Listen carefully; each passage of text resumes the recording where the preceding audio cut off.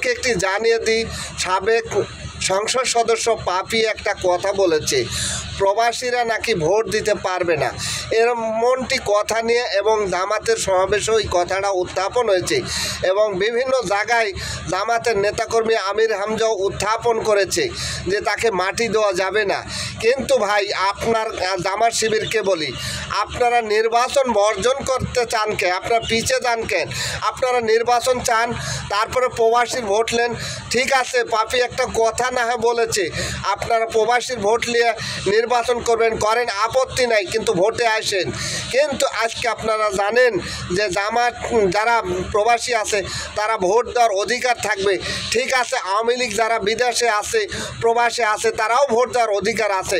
তাহলে শেখ হাসিনাও বাংলাদেশের ভোট এবং ভোট দিতে পারবে এবং ভোটে দাঁড়াতে পারবি, এমনটি কথা নিয়ে যদি প্রবাসী যদি ভোট দিতে না পারে, তারেক জিয়া এই দেশের নাগরিক হতে পারবে না, এমনটি কথা জামাত শিবিরের মল থেকে আসতে আছে। ভাই, এইগুলো জামাত শিবিরের আসলে কার্যকলাপটা দেখে মোটেই ইসলাম ধর্মের লোক তাদেরকে আমার মনে হয় না, এরা বর্তমানে ক্ষমতার লোভের জন্যে এই নানান ধরনের কথা বিএনপিকে নিয়ে অপপ্রচার করতেছে, সেটা কিন্তু আপনারা বাংলাদেশের মানুষকে জানিয়ে দিলাম।